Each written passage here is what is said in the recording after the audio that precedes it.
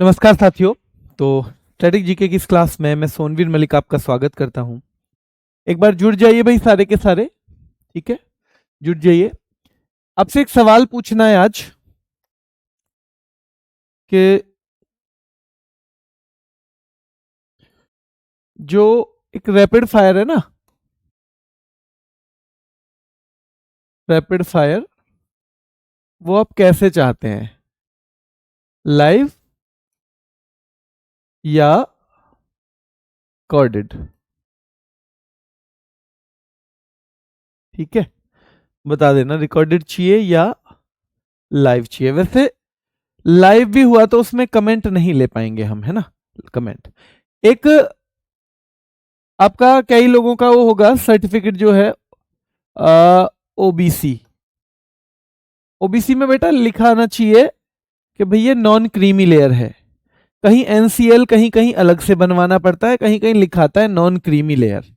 NCL मतलब उसी certificate में रहता है कि नॉन क्रीमी लेयर है ना। तो एक वो याद रखना आप लोग जब तक हम शुरू करें। एक ईडब्ल्यूएस कब का बना होना चाहिए ये जरूर पता होना चाहिए आपको। ईडब्ल्यूएस जो है, जैसे आप अभी फॉर्म भर रहे हो ना, तो आपका ईडब्ल्यूएस 1 अप्रैल के बाद का होना चाहिए। जो आपने ईडब्ल्यूएस बनवा रखा होगा वो 1 अप्रैल 2025 के बाद का, या 1 अप्रैल का हो या उसके बाद का। पिछले साल यानी 31 मार्च तक का नहीं चलेगा बेटा, कभी आप इस कंफ्यूजन में हो। 31 मार्च तक का नहीं चलेगा। तो आपका ईडब्ल्यूएस जो है ना, जो ईडब्ल्यूएस है, ठीक है, वो कब का होना चाहिए? 1 अप्रैल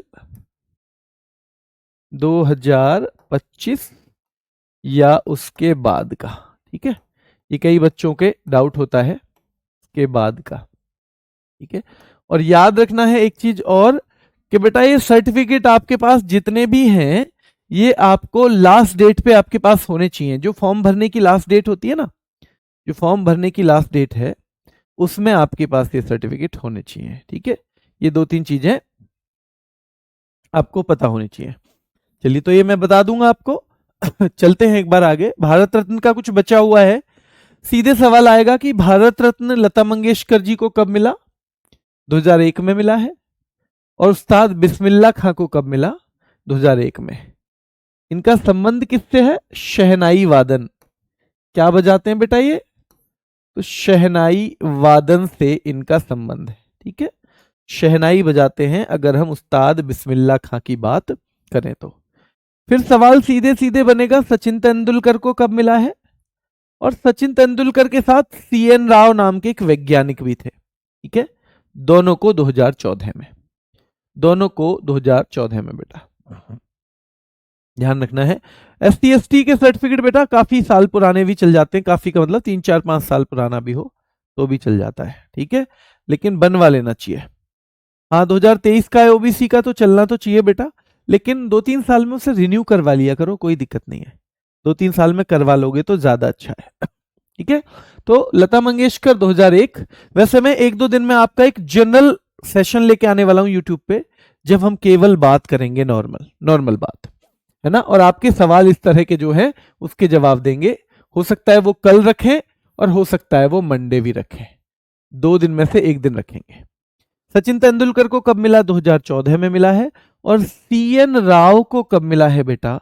तो सीएन राव को भी 2014 में ही मिला है। सचिन तेंदुलकर के बारे में 1-2 चीजें और भी पूछेगा। ये सबसे कम उम्र के हैं और पहले खिलाड़ी भी हैं। यानी जितने लोगों को आज तक भारत रत्न मिला है उनमें सबसे कम उम्र के कौन हैं? सचिन तेंदुलकर हैं। और बेटा पहले खिलाड़ी कौन है? तो वो भी सचिन तेंदुलकर हैं। वो भी सचिन तेंदुलकर हैं बेटा, याद रखना है। ठीक है, चलिए 2019 में ये किसे मिला है? भूपेन हजारिका। भूपेन हजारिका को मिला है बेटा, जो असम के गीतकार हैं। ठीक है, गीत गाते हैं जो, मान लो। और बेटा नानाजी देशमुख, तो 19 में ये नानाजी देशमुख को मिला है। और किसको मिला है बेटा? तो भूपेन हजारिका को मिला है। अब एक बार फिर से देखो, कुछ चीज इसमें जुड़ेंगी। 54 के 3 आपको याद है? थम्स अप करते चलना जो आपको याद हो। देखो, डॉक्टर सी.वी. रमन, चंद्रशेखर वेंकट रमन, इनको 1954 में ही मिला था। सी राजगोपालाचारी, चक्रवर्ती राजगोपालाचारी, इनको 54 में ही मिला था। और बेटा डॉक्टर एस राधाकृष्णन यानी सर्वपल्ली राधाकृष्णन, इनको भी कब मिला था? तो इनको भी 1954 में ही मिला था। तो इन तीनों को 1954 में मिला है। और सीधे सीधे सवाल पूछा जाएगा आपसे, ठीक है, सीधे सवाल पूछा जाएगा कि पहले विजेता कौन है, इनमें से कोई एक या सारे देने के बाद वो आपसे पूछेगा, ठीक है। 1958 में हमने पढ़ा था महर्षि धोंदो केशव कर्वे, पर हमने एक छोड़ दिया ना बीच में नाम, अभी तक जो हमने पढ़ा था। 1957 में गोविंद वल्लभ पंत, जीबी पंत जो हैं, इनको 1957 में मिला। 58 में महर्षि धोंदो केशव कर्वे, इनकी क्या खासियत हमने याद की थी बच्चे? 100वें जन्मदिन पर। कब? 100वें जन्मदिन पर। और ये पूछा जाता है किस व्यक्ति को 100वें जन्मदिन पर दिया गया था? 100वें जन्मदिन पर दिया गया था मेरे भाई, ठीक है। बिल्कुल बेटा, ये इंपॉर्टेंट है, पूछे जाते हैं। डॉक्टर विधान चंद्र रॉय, इनके नाम पे ही बीसी रॉय पुरस्कार भी दिया जाता है चिकित्सा में। बीसी रॉय बेटा, इनको 1961 में मिला है। और हमने यहां पे जोड़ दिया एक नया नाम 1961 का। 1961 के बाद इन्होंने छोड़ दिया कई। 1962 में बताओ किसको मिला? क्या 62 का नाम याद है? मैं लिख नहीं रहा हूं ताकि आप प्रैक्टिस कर सको, मैं लिख नहीं रहा हूं ताकि आप प्रैक्टिस कर सको, याद रखना है बेटा। चलिए हाँ, 1955 वाला भी छोड़ दिया इन्होंने, ठीक है, सही बात है। 1954 के बाद 1955 में किसे मिला, ये भी आपको खुद से देखना है कि क्या जवाहरलाल नेहरू को मिला है।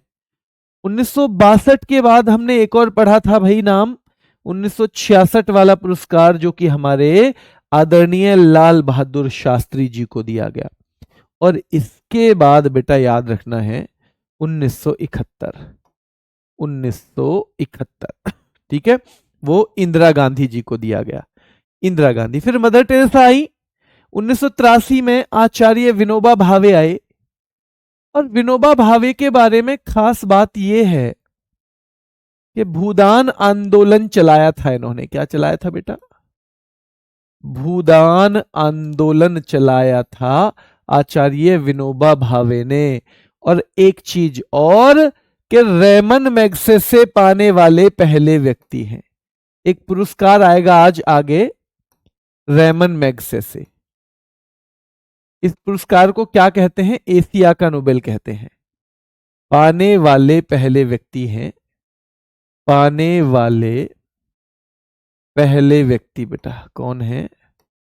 तो रेमन मैग्सेसे पाने वाले पहले व्यक्ति हैं जिनकी हम बात कर रहे हैं, ये विनोबा भावे हैं। ओबीसी कितना पुराना बेटा? 2-3 साल पुराना चल जाता है, 4-5 साल में वो गड़बड़ कर सकते हैं। अगर आपके पास पुराना है आप भर दो, लेकिन नया बनवा लो, नया भी बनवा लो और कोशिश करो वो उससे पहले ही मिल जाए, ठीक है, लेकिन इतना टाइम पे होना चाहिए। चलिए 1987 खान अब्दुल गफ्फार खां बेटा, क्या पहले विदेशी हैं? ये बताओ, साथ साथ बताते चलो मुझे, क्या पहले विदेशी हैं? और क्या ये पाकिस्तान से संबंधित हैं? क्या इनको सीमांत गांधी भी कहते हैं बेटा? क्या इनको सीमांत गांधी के नाम से भी जाना जाता है? तो इनको सीमांत गांधी के नाम से भी जाना जाता है।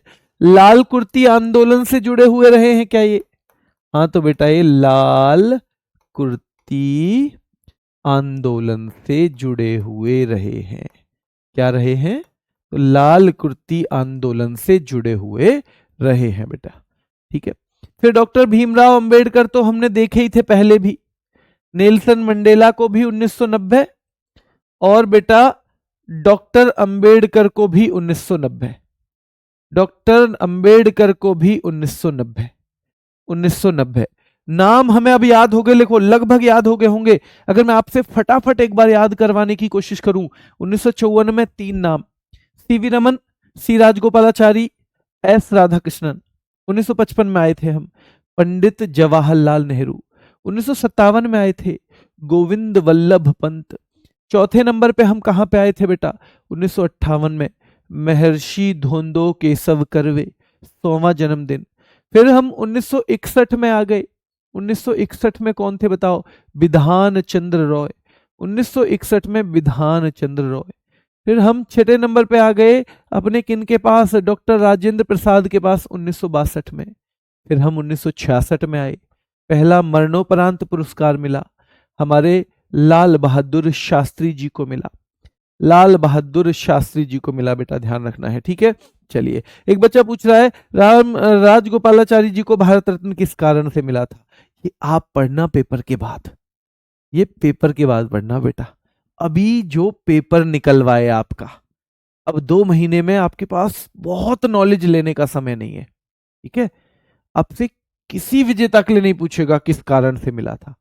तो अगर फिर भी आपको लगता है कि मेरे लिए तो बहुत जरूरी है सवाल, तो आप इसको सर्च करके पढ़ेंगे, ठीक है। चलिए, इस तरह का पहली बार मैंने इसलिए बता दिया है ताकि बाकी बच्चे अभी, क्योंकि एग्जाम आगे है, तो टू द पॉइंट पढ़ें। आगे से मैं इस तरह के सवाल को लूंगा नहीं बेटा, बुरा मत मानना, ठीक है। चलिए, तो 1966 में हम आ गए थे। फिर 1971 में हम आए तो इंदिरा गांधी जी को मिल गया। अरे ये तो कुछ खास बात हो गई। हाँ जी, खास हो गई। पहली महिला को, इंदिरा गांधी पहली महिला है, ठीक है। फिर हम कहाँ आए थे बेटा? 1900, उसके बाद 1980 में मदर टेरेसा जी को मिल गया। 1900 मदर टेरेसा महत्वपूर्ण व्यक्ति हैं फिर, ठीक है। फिर हम 1983 में आए तो किन को मिला है? विनोबा भावे को मिला है। फिर हम 1983 से लेके 1987 में आए, पहले विदेशी लाल कुर्ती आंदोलन, खान अब्दुल गफ्फार खां, सीमांत गांधी, पाकिस्तान के थे ये। कहाँ के थे? पाकिस्तान के बेटा। हाँ, कल क्लास रहेगी बेटा, कल क्लास रहेगी, सैटरडे क्लास रहेगी एसएससी जीडी की, ठीक है। और फिर हम सीधे 90 पे आए और 2 महत्वपूर्ण नाम है 90 में बेटा, 2 महत्वपूर्ण नाम। और वो कौन कौन से नाम हैं? तो आप बताओगे जी, एक तो नेल्सन मंडेला और दूसरे भीमराव अंबेडकर जी। यही हैं 2 नाम 1990 के। यहां तक हमने अच्छे से याद किया। 91 में 2 नाम हम पहले पढ़ चुके हैं कि राजीव गांधी को कब मिला बेटा? तो राजीव गांधी को 1991 में मिला और सरदार पटेल को भी 1991 में मिला। तो ये 2 नाम हम बहुत अच्छे से पढ़ चुके हैं। पर ये मोरारजी देसाई नाम हमें पता नहीं था। मोरारजी देसाई जो है, इनको भी 91 में मिला। और इनको क्या इनको निशान पाकिस्तान भी मिल चुका है? निशान पाकिस्तान, यानी पाकिस्तान ने भी इनको अपना सर्वोच्च सम्मान दिया है क्या? पाकिस्तान ने भी इनको अपना सर्वोच्च सम्मान दे रखा है क्या? तो एकमात्र प्रधानमंत्री हमारे जिन्हें पाकिस्तान ने भी अपना एक सर्वोच्च सम्मान दिया है, निशान पाकिस्तान। क्या? निशान पाकिस्तान बेटा, ठीक है। चलिए आगे देखिए, 1992 मौलाना अबुल कलाम आजाद बेटा। 1992 में ये तीनों नाम महत्वपूर्ण है। ये हमारे जो मिसाइल मैन है वो नहीं है, ये वो नहीं है बेटा जो आप सोच रहे हो, अब्दुल कलाम जी नहीं है ये स्वतंत्र भारत के पहले शिक्षा मंत्री हैं। ये कौन है? तो स्वतंत्र भारत के पहले शिक्षा मंत्री। ये कौन है मेरे शेरों? तो स्वतंत्र भारत के ये पहले शिक्षा मंत्री हैं, ठीक है। मौलाना अबुल कलाम आजाद, इनको मरणोपरांत मिला है और ये स्वतंत्र भारत के पहले शिक्षा मंत्री रहे हैं, ठीक है। जेआरडी टाटा, जेआरडी टाटा बेटा, जेआरडी टाटा याद रखना है। और सत्यजीत रे, सत्यजीत रे वही हैं जिनको तीनों पद्म पुरस्कार मिले हैं, जिनको भारत रत्न मिला है, जिनको ऑस्कर मिला है, और बेटा जिनको साथ में क्या मिला है? ऑस्कर के अलावा इनको जो हमारा दादा साहब फाल्के सम्मान है वो भी मिला है।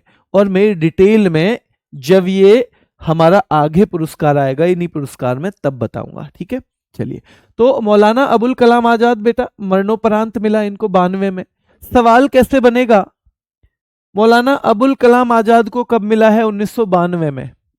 जेआरडी टाटा को 1992, मौलाना अबुल कलाम आजाद 1992, जेआरडी टाटा 1992, सत्यजीत रे 1992, सत्यजीत रे 1992, भाई अंबेडकर जी 90, अंबेडकर जी 90 याद रखना है, और ये 92।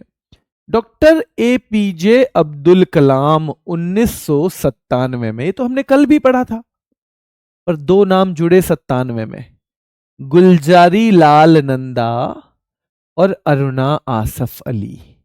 तो ध्यान रखना है ये दो तीन नाम जो हमने जोड़े हैं, मोरारजी देसाई, मोरारजी देसाई जो है बेटा इनको 1991 में मिला है, 1991 में, जब राजीव गांधी जी और सरदार पटेल को मिला था, ठीक है। और गुलजारी लाल नंदा को 1997। गुलजारी लाल नंदा को कब मिला है बेटा? तो गुलजारी लाल नंदा को 1997 में मिला है। अरुणा आसफ अली को भी मिला है, अरुणा आसफ अली को भी। अरुणा आसफ अली के बारे में क्या खास बात है? मरणोपरांत पाने वाली पहली महिला है ये, मरणोपरांत भारत रत्न पाने वाली पहली महिला, the first women to get Bharat Ratna posthumously, posthumously मतलब मरने के बाद। और मरणोपरांत पाने वाले पहले पुरुष कौन थे बताओ? मरणोपरांत पाने वाले यानी पोस्ट्यूमसली यानी मरने के बाद यानी आफ्टर डेथ, कौन थे बेटा बताओ? पहले पुरुष कौन थे? पहले पुरुष कौन थे तो आपको बताना है। तो भाई अरुणा आसिफ अली याद रखना है, मरणोपरांत भारत रत्न पाने वाली पहली महिला है, और 1997 में। इनसे पहले 1971 में आपको पता है इंदिरा गांधी जी, और 1980 में मदर टेरेसा को भी मिल चुका था, पर उन दोनों को मरणोपरांत नहीं मिला था। बहुत बढ़िया बेटा, लाल बहादुर शास्त्री जी बहुत अच्छे, बहुत शानदार मेरे शेरों, बहुत बढ़िया। ऐसे ही बिल्कुल फोकस से पढ़ना है। जब समय कम हो तो समय को दुगना करने का एक ही मंत्र है, ध्यान को डबल कर दो। किसी चीज को आप जिस शिद्दत से कर रहे हो, जिस मेहनत से कर रहे हो ना, उस शिद्दत को, उस मेहनत को डबल कर दो। आपको 2 महीने की बजाय ये मान लेना 4 महीने मिल गए पढ़ने के लिए। ये एक मंत्र है भाई पढ़ने का, ठीक है। तो डॉक्टर एपीजे अब्दुल कलाम 1997, मोरारजी देसाई 1997, या 91 बेटा, 91 ना। गुलजारी लाल नंदा 1997, गुलजारी लाल नंदा 1997, और अरुणा आसफ अली 1997, ठीक है।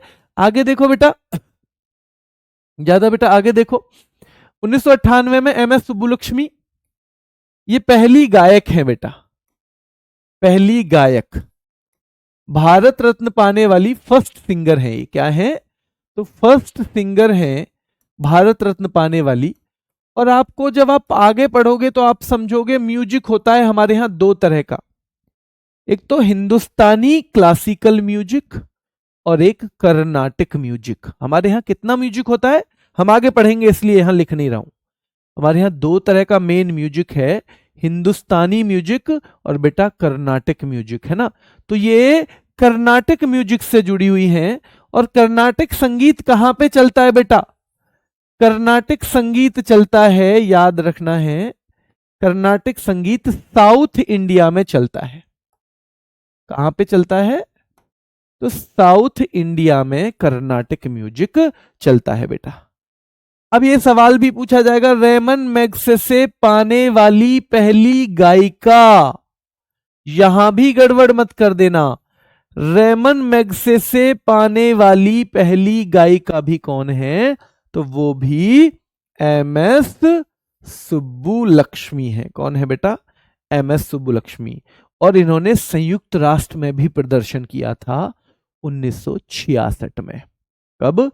1966 में, ठीक है, ध्यान रखना है। 1966 में। ठीक है, चलिए देखो, भारतीय कर्नाटक म्यूजिक से जुड़ी हुई है 1998 में पहली गायिका।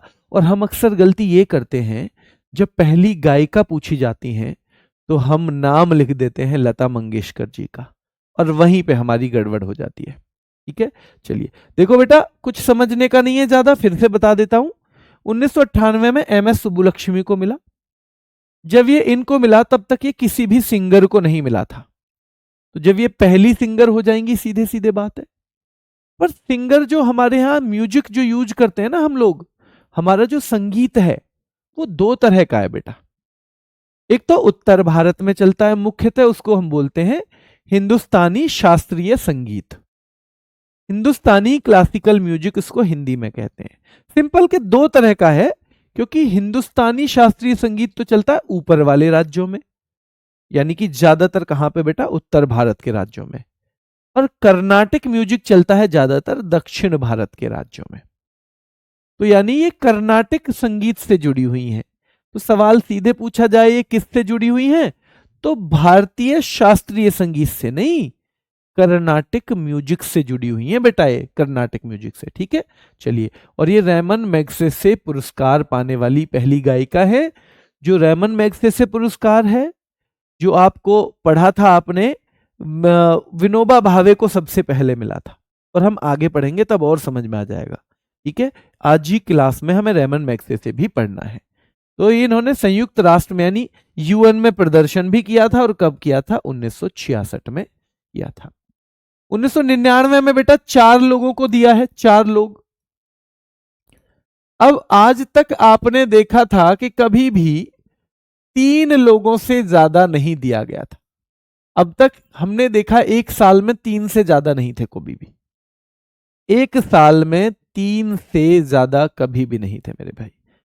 ठीक है, एक साल में 3 से ज्यादा थे कभी नहीं थे। तो याद रखना है, अमर्त्य सेन, अमर्त्य सेन को नोबेल भी मिला है क्या, हाँ जी मिला है।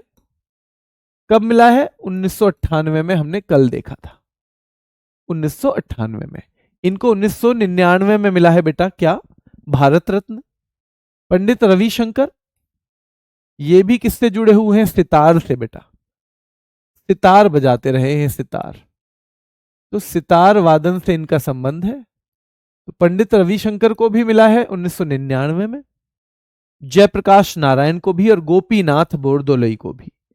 तो ये दो नाम तो ज्यादा नहीं पूछे गए, पर इन दोनों को खूब पूछता है कि पंडित रविशंकर को कब मिला है, 99 में। प्रोफेसर अमर्त्य सेन को कब मिला है, 1999 में, 1999 में। ठीक है बेटा, मैंने अभी तक पूरा रिवीजन करवाया, 90 तक तो पूरा करवाया मैंने। ठीक है, 90 तक मैंने अभी करवाया था, 91 से फिर देख लो। 1991 में आपको पता है 3 लोगों को मिला था क्या, राजीव गांधी, हाँ जी, सरदार पटेल, हाँ जी, मुरारजी देसाई, हाँ जी, राजीव गांधी, सरदार पटेल, मुरारजी देसाई। 1992 में भी 3 लोगों को मिला।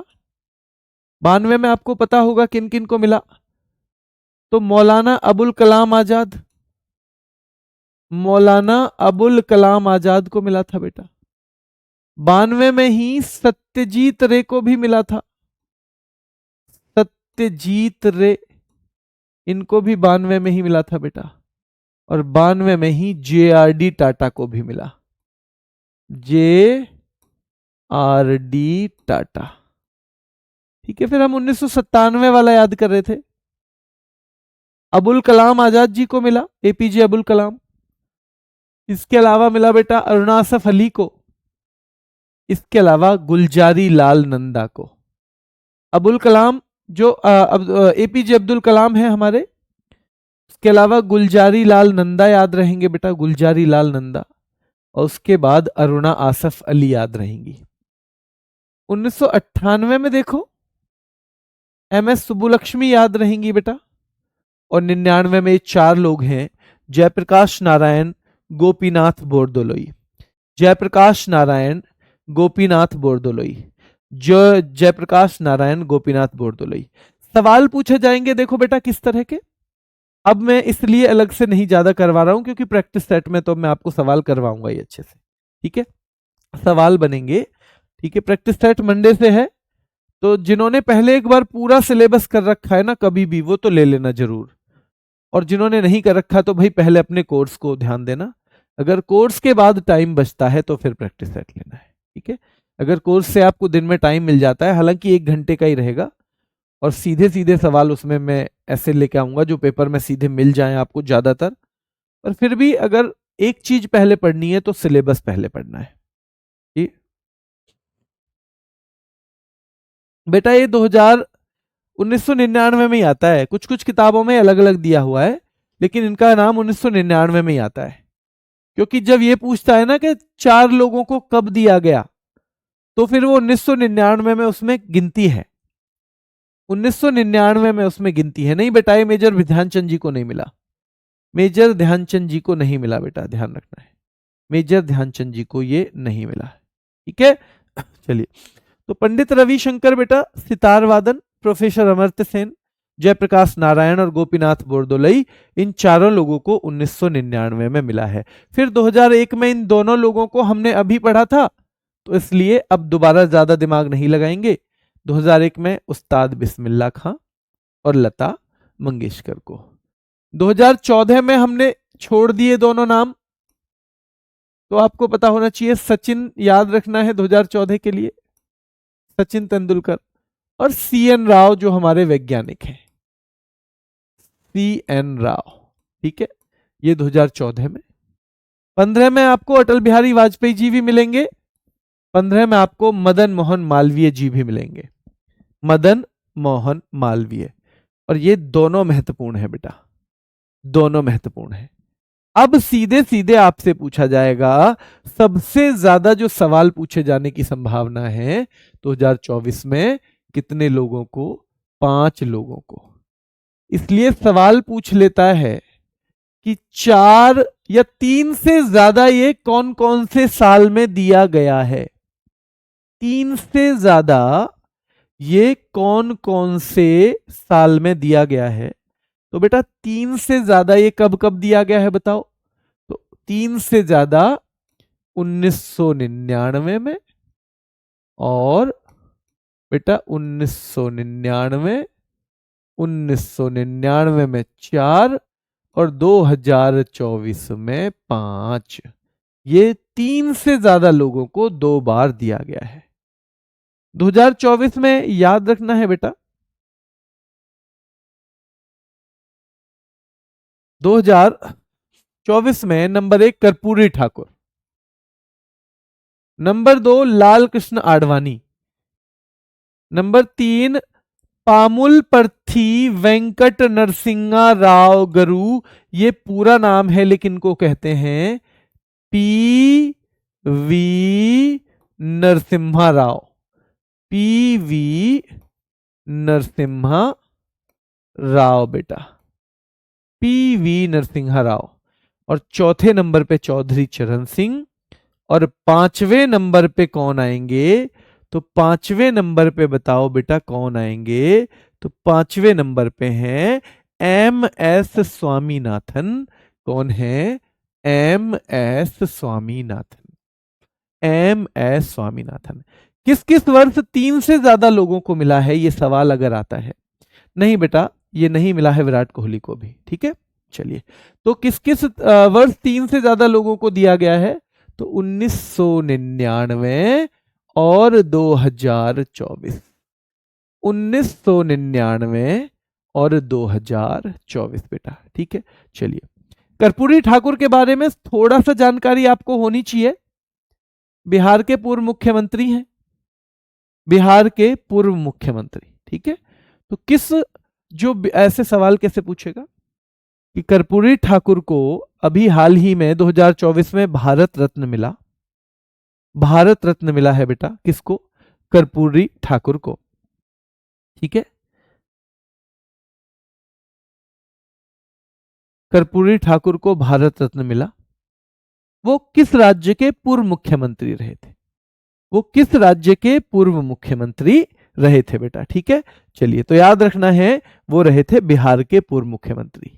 लाल कृष्ण आडवाणी का नाम आपको पता होना चाहिए, लाल कृष्ण आडवाणी बेटा याद रखना है, तो ये भारत के 7वें उप प्रधानमंत्री थे, 7वें उप प्रधानमंत्री, और लास्ट अभी तक के।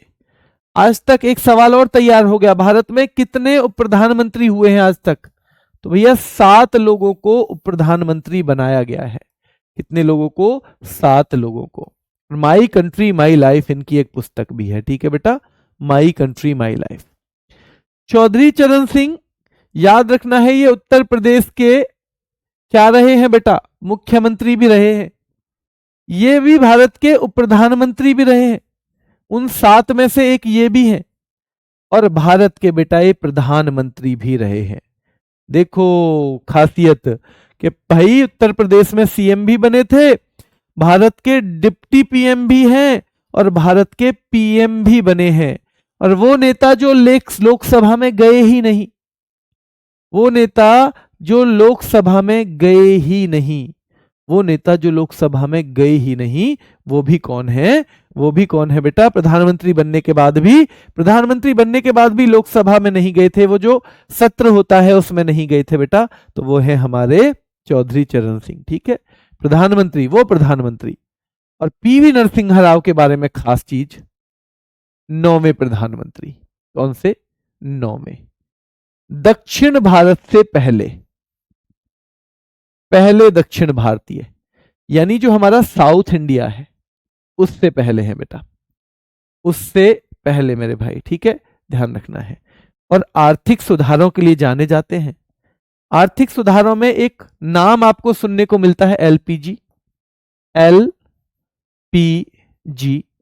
एल का मतलब होता है लिबरलाइजेशन, लिबरलाइजेशन बेटा, ठीक है। पी का मतलब होता है प्राइवेटाइजेशन। तो ये एलपीजी के जनक हैं भारत में, प्राइवेटाइजेशन बेटा, ये एलपीजी के जनक हैं।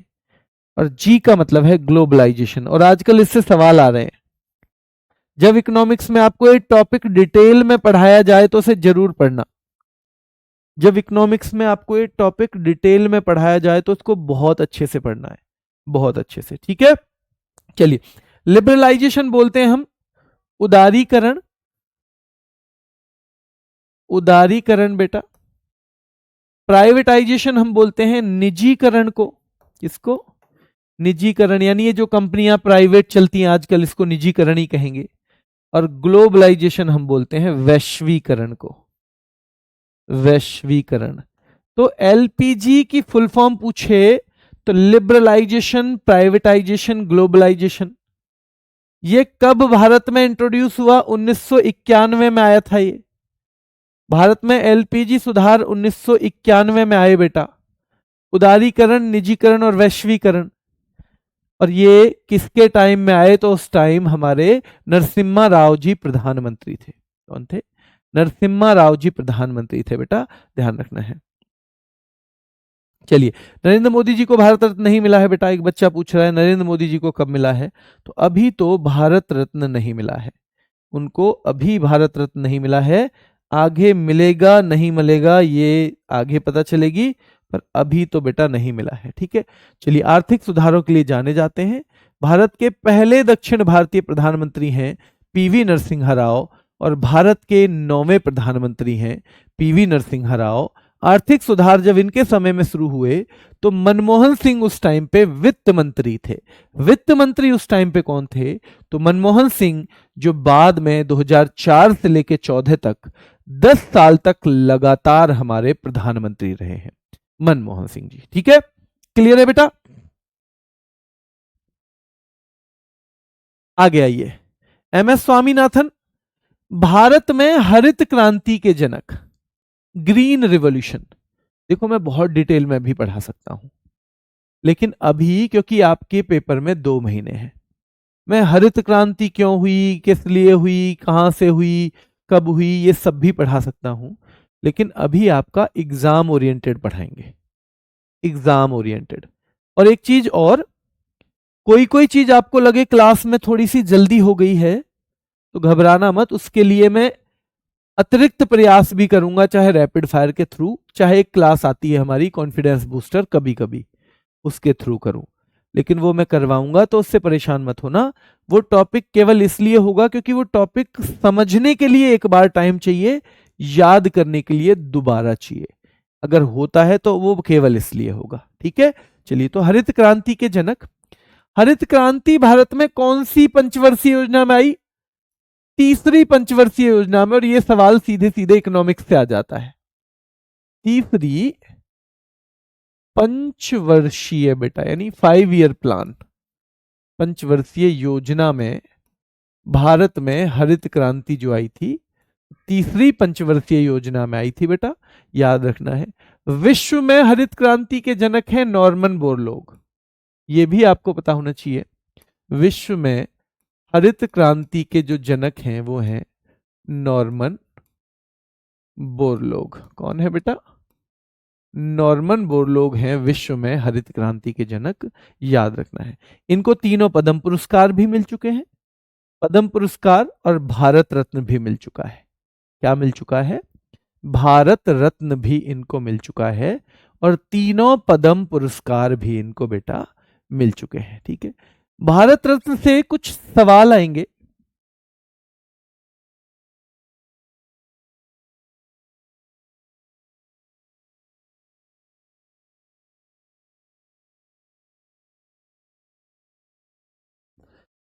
भारत रत्न से कुछ सवाल आएंगे कि इसे आज तक कितने प्रधानमंत्रियों को दिया गया है? 8, 8 को दिया गया है बेटा। और एक अंतरिम प्रधानमंत्री भी हैं, इंटरिम, जिनको दिया गया था गुलजारी लाल नंदा को 1997 में। इनका खास अलग से ध्यान रखना है। 1997 में 5 महिलाओं को मिला है। इंदिरा गांधी को 1971 में, ये पहली महिला है। मदर टेरेसा को 1980 में, ये दूसरी हैं। अरुणा आसिफ अली को 1997 में, ये मरणोपरांत पहली हैं। MS सुब्बुलक्ष्मी को 1998 में बेटा, और लता मंगेशकर जी को 2001 में। यानी पिछले 24 साल से किसी भी महिला को भारत रत्न नहीं मिला है, किसी को भी। और ये राष्ट्रपति टोटल मिला के 6 हैं जिन्हें भारत रत्न दिया गया है। कुल 53 लोग हैं। 53 में से 18 लोग ऐसे हैं जिनको मरने के बाद दिया गया है। 18 लोग ऐसे हैं बेटा, ध्यान रखना है, जिनको मरने के बाद दिया गया है।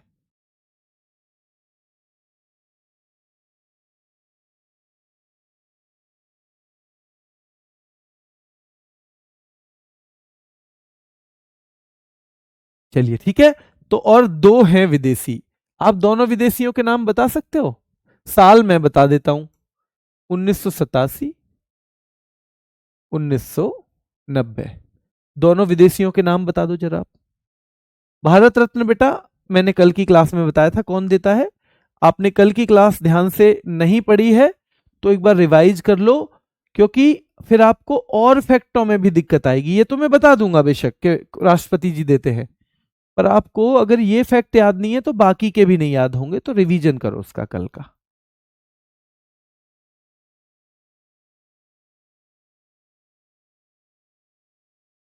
बेटा ट्रिक से ये चीज नहीं हो सकती। नाम कैसे ट्रिक से ये वाले याद करोगे आप? साल ट्रिक से कैसे याद करोगे? सारी चीज में नहीं लगेगी ट्रिक। वो मैं पहले दिन ही बता दिया था कि कुछ में बहुत अच्छी बनेंगी ट्रिक और कुछ में नहीं बनेंगी, वहां ट्रिक से उल्टा नुकसान हो जाएगा ना। बहुत बढ़िया बेटा। एक तो खान अब्दुल गफ्फार खां, खान अब्दुल गफ्फार खां, और याद रखना है बेटा यहां पे Nelson Mandela, Nelson Mandela, Mandela. ठीक है, चलिए। और मरणोपरांत केवल एक ही महिला को मिला है जिनका नाम है अरुणा आसफ अली, अरुणा आसफ अली। आ जाइए अगले पुरस्कार रेमन मैग्सेसे पर। रेमन मैग्सेसे पर आ जाइए बेटा, ध्यान से पढ़ना है। सवालों के जवाब के लिए स्पेशल सेशन लाऊंगा 1-2 दिन, मंडे लास्ट, मंडे से पहले एक या मंडे तक एक सेशन आ जाएगा, तो इसलिए यहां ज्यादा सवाल मत पूछो, सारे वहां पूछ लेना, यहां पढ़ लो। रेमन मैग्सेसे पुरस्कार, तो जो फिलीपींस देश है एक हमारे यहां, क्या फिलीपींस की राजधानी मनीला है बेटा? राजधानी बताओ। इसकी राजधानी आपको पता होनी चाहिए, ठीक है, मनीला।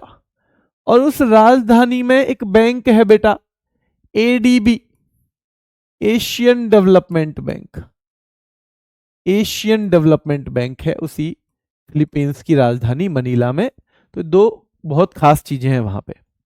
तो फिलीपींस में एक राष्ट्रपति हुए रेमन मैग्सेसे, उनकी एक प्लेन क्रैश में मृत्यु हो गई। और उस मृत्यु के बाद, ताकि उनकी यादों को जिंदा रखा जा सके, उनकी याद में एक पुरस्कार दिया जाना शुरू हो गया।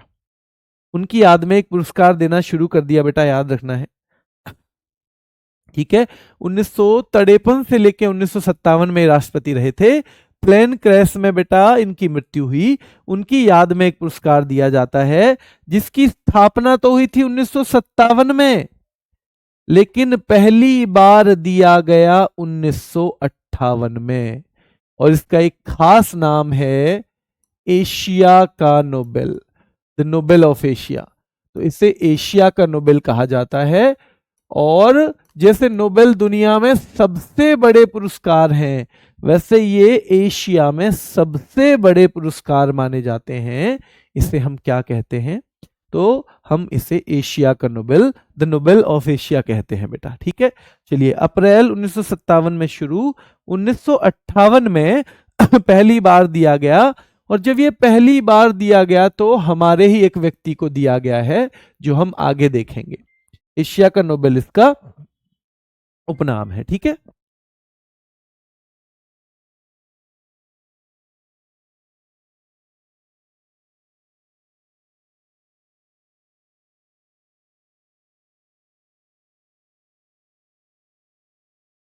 एशिया का नोबेल जो है इसका उपनाम है, ठीक है।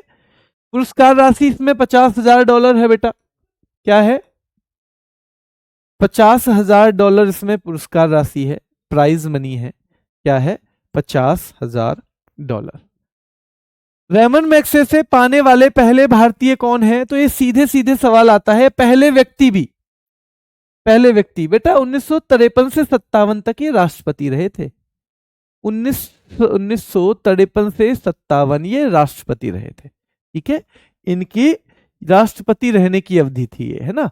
ये रेमन मैग्सेसे ये कौन थे? राष्ट्रपति थे बेटा। इस अवधि के दौरान ये राष्ट्रपति थे, ठीक है। ये अवधि के दौरान ये राष्ट्रपति थे। ये इसलिए यहां लिखा है 1953 से लेके 1957, ठीक है। $50,000 की इसे राशि दी जाती है। और पहले विजेता विनोबा भावे, सामुदायिक नेतृत्व में। अब आप कहोगे जी सामुदायिक नेतृत्व क्या है? सामुदायिक नेतृत्व क्या है आप कहोगे ना। तो बेटा जैसे नोबेल पुरस्कार अलग अलग क्षेत्रों में दिया जाता है, वैसे ही ये भी अलग अलग क्षेत्रों में दिया जाता रहा है। इसलिए जो इनका वाला क्षेत्र है वो सामुदायिक नेतृत्व है, कम्युनिटी लीडरशिप है। क्या है बेटा? कम्युनिटी लीडरशिप है इनके वाला क्षेत्र, ठीक है। 6 क्षेत्रों में, देखो ये ज्यादातर 6 क्षेत्रों में दिया गया है। पर कैसे दिया गया है मैं आपको बता दूं। देखो, पहले क्या हुआ कि 1958 में पहली बार दिया गया, और 1958 से लेके बेटा याद रखना है 2000 तक ये कितने क्षेत्रों में दिया गया है? 5 क्षेत्रों में। 5 क्षेत्रों में बेटा, ठीक है। 2001 से ध्यान रखना है, और 2000 ध्यान रखना है बेटा 8 तक ये दिया गया है 6 क्षेत्रों में, क्योंकि एक जुड़ गया था। और बेटा याद रखना है उसके बाद याद रखना है आपको उसके बाद बेटा 2001 से, अब ये 2008 से केवल 2 क्षेत्रों में दिया जाता है, केवल 2 क्षेत्रों में। और वो क्षेत्र कौन कौन से हैं मैं आपको बता दूंगा, वो क्षेत्र मैं आपको बता दूंगा।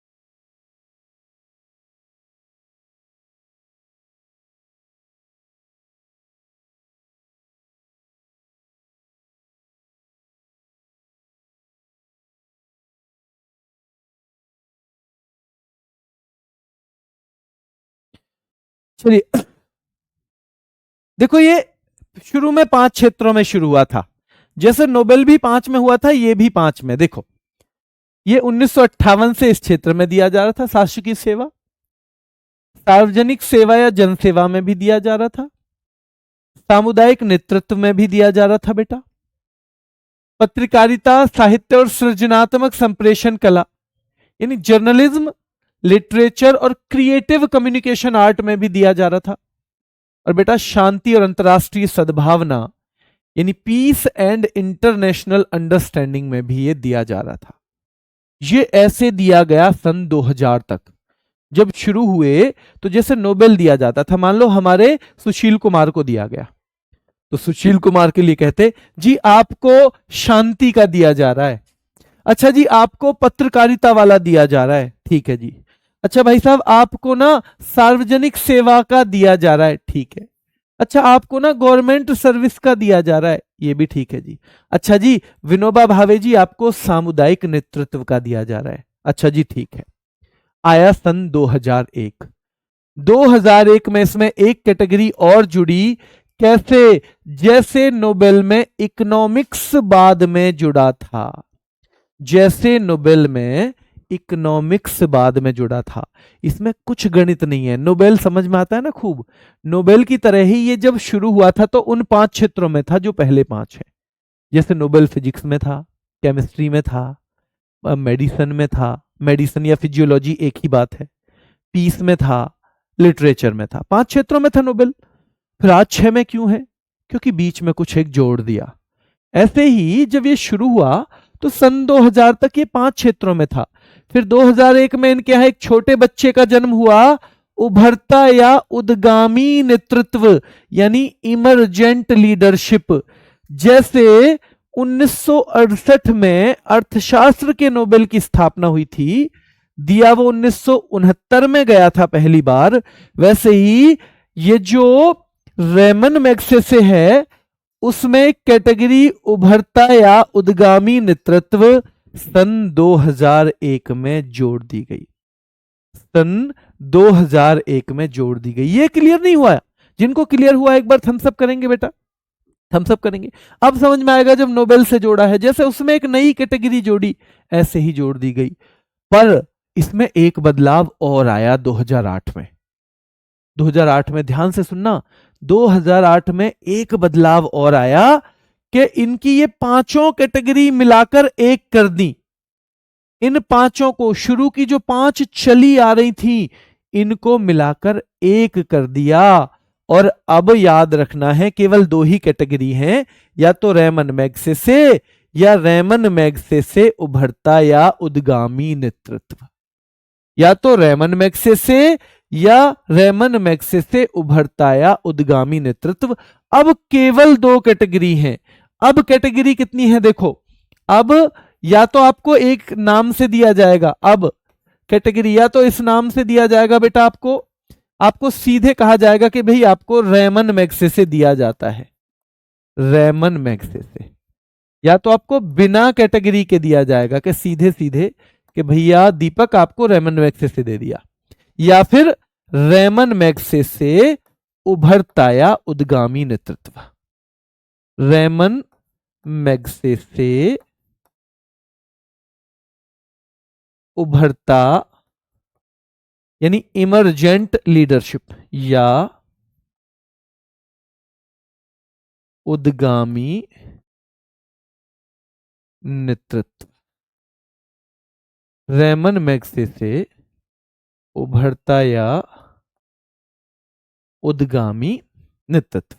ठीक है, अब ये 2 ही कैटेगरी हैं आज की डेट में। सवाल कैसे बनता है? सवाल मैं आपको बताऊंगा कैसे बनता है, क्योंकि ये थोड़ा सा मुश्किल आपको लग रहा होगा। सवाल कैसे बनता है कि भैया जब ये शुरू हुआ था तो इसमें कितनी कैटेगरी थी? आप जवाब देना और फिर मेरे जवाब से मैच करना कि ठीक बैठ रहा है आपका नहीं। सवाल अगर आता है कि जब ये शुरू हुआ था तो ये कितने क्षेत्र में दिया जाता था, तो जब ये शुरू हुआ था तो ये 5 क्षेत्रों में दिया जाता था। रेमन मैग्सेसे में बाद में किस क्षेत्र को जोड़ा गया? तो बेटा उभरता या उद्गामी नेतृत्व को जोड़ा गया। और वर्तमान में ये केवल कौन सी कैटेगरी का दिया जाता है? तो देखो ये तो कोई कैटेगरी है ही नहीं। ये सवाल आ रखा है कि वर्तमान में ये कौन सी कैटेगरी का दिया जाता है। तो वर्तमान में रेमन मैग्सेसे उभरता या उद्गामी नेतृत्व कैटेगरी में दिया जाता है। या तो दिया जाएगा बिना कैटेगरी के, नॉर्मल के, जी आप रेमन मैग्सेसे ले लो। पर अगर कैटेगरी कोई है तो वो केवल एक है, उभरता या उद्गामी नेतृत्व। पहली 5 को जोड़ के उस कैटेगरी को खत्म कर दिया गया है। और ये चीज कई बच्चों की समझ में आती नहीं है। पेपर आया कि वर्तमान में कौन सी कैटेगरी में दिया जाता है, और मैक्सिमम बच्चों ने भाई तुक्का लगाया, क्योंकि ये सारी कैटेगरी उन्होंने पढ़ रखी है। पर ये नहीं पढ़ रखा था कि इन 5 को जोड़ के एक कर दिया है। इन 5 को जोड़ के एक कर दिया। जैसे बेटा जो आपने यूएई का नाम सुना है, संयुक्त अरब अमीरात, उसमें 7 अमीरात हैं और उन 7 अमीरात को जोड़ के यूएई कर दिया। अब उनका नाम हो गया यूएई। वैसे ही इन 5 को तो केवल रेमन मैग्सेसे कर दिया और केवल एक कैटेगरी जिंदा रखी है, जो बाद में जन्म हुआ था, जिसका 2001 में जन्म हुआ था, जिसका 2001 में, यानी उभरता या उद्गामी नेतृत्व। अगर ये समझ में ना आया हो, एक बच्चा पूछ रहा है सर दिवाली को यूनेस्को साइट में शामिल किया गया क्या? बेटा दिवाली को उसमें नहीं किया गया जिसमें आप समझ रहे हो। यूनेस्को की अमूर्त सांस्कृतिक विरासत होती है एक, साइट अलग चीज है, अमूर्त सांस्कृतिक विरासत अलग चीज है। उसे यूनेस्को की अमूर्त सांस्कृतिक विरासतों में शामिल किया गया है, जो मैं अभी आपको पढ़ाऊंगा, जो मैंने नहीं पढ़ाई है। और जब मैं पढ़ाऊंगा तो दीपावली को उसमें जोड़कर ही पढ़ाऊंगा, जोड़कर ही पढ़ाऊंगा। ठीक है बेटा, चलिए क्लियर है यहाँ। चलिए तो वर्तमान में देखो, या तो ये बिना कैटेगरी के दिया जाता है, या अगर कैटेगरी है तो केवल उभरता है उद्गामी नेतृत्व। अच्छे से समझा है तो सवाल करके आओगे, नहीं समझा है तो गलत करके आओगे। 2025 में कौन से दिए गए हैं? देखो 2025 में संस्करण, ऐसा सवाल भी आता है, कौन सा संस्करण 2025 में? तो 2025 में इसका बेटा संस्करण जो है, याद रखना है, वो है 67वां। और ये सीधे सीधे सवाल पूछ लिया जाता है, और हमारे लिए खास है क्योंकि हमारे यहां बहुत सारे लोगों को मिला है, बहुत सारे को, पर आज तक किसी संस्था को नहीं मिला था। पहली बार हमारे यहां किसी संस्था को, पहली बार हमारे यहां किसी संस्था को दिया गया है बेटा, याद रखना है, foundation to educate girls globally. और ये पहली बार जब किसी संस्था को दिया गया है तो ये हमारे लिए महत्वपूर्ण हो गया कि भैया 67वां रेमन मैग्सेसे पुरस्कार भारत की किस संस्था को दिया है? तो foundation to educate girls globally को दिया गया है। और इसका काम है कि जो गांव के इलाके हैं या जो दूर दराज के इलाके हैं, जहां तक हर आदमी की पहुंच नहीं है, वहां पर जो लड़कियों के साथ शिक्षा के मामले में अन्याय होता है, जो लैंगिक आधार पर शिक्षा केवल इसलिए नहीं पहुंच पा रही वहां तक क्योंकि लड़कियों के साथ लोग कह देते हैं अरे ठीक है एक लड़का है इसको भेज देते हैं पढ़ाने, लड़की क्या करेगी पढ़ के। उस अन्याय को दूर करने के लिए संस्था काम करती है। तो foundation to educate girls globally जो इसे मिला है बेटा, ये रेमन मैग्सेसे, ये पहली संस्था है, भारत की पहली संस्था है जिसे आज तक मिला है। ठीक है, एक शाहीना अली है मालदीव की, जो प्रदूषण के खिलाफ लड़ती हैं खास तौर पे, और समुद्र का जो इकोसिस्टम है उसको सुरक्षित रखने के लिए लड़ाई लड़ती हैं। तो शाहीना अली मालदीव की हैं। और तीसरा फ्लावियानो एंटोनियो एल विलानुएवा, ये फिलीपींस के हैं। पर हमें कम से कम ये नाम जरूर याद कर लेना है, कोई करो मत करो, ये बल्कि मोस्ट इंपोर्टेंट लिखो। पूछा जाएगा हाल ही में भारत की किस संस्था को रेमन मैग्सेसे पुरस्कार से सम्मानित किया गया है? तो उसमें 3 और ऑप्शन होंगे और चौथा होगा foundation to educate girls globally. ठीक है, ग्लोबली बेटा, ठीक है। चलिए ये यहां तक हो गया और यही आज का हमारा रहेगा। कल हम बुकर पुरस्कार पे चलेंगे। पुरस्कार शायद कल खत्म हो जाए बेटा, या कल नहीं हुए तो परसों खत्म हो जाएंगे। अगर कल नहीं हुए तो परसों जरूर खत्म हो जाएंगे। ठीक है, क्लियर है। देखो ओबीसी 2025 का बेटा ये नहीं चलेगा तो फिर कौन सा चलेगा बताओ? अरे भगवान से डरो मेरे भाई, अगर ये भी नहीं चलेगा तो कौन सा चलेगा? कहां दिया जाता है बेटा, मैंने बताया कहां दिया जाता है, फिलीपींस, मनीला, फिलीपींस में दिया जाता है।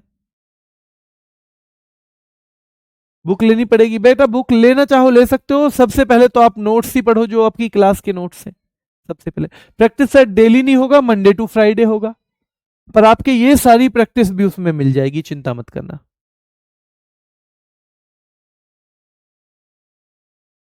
संडे को क्लास नहीं है बेटा, कल क्लास है। जनरल का ईडब्ल्यूएस बेटा, ईडब्ल्यूएस मैंने बता दिया, अगर आपका 1 जनवरी के बाद बना हुआ है 2025 का तो चलेगा, वरना तो आपका ईडब्ल्यूएस लगाने का कोई फायदा नहीं है।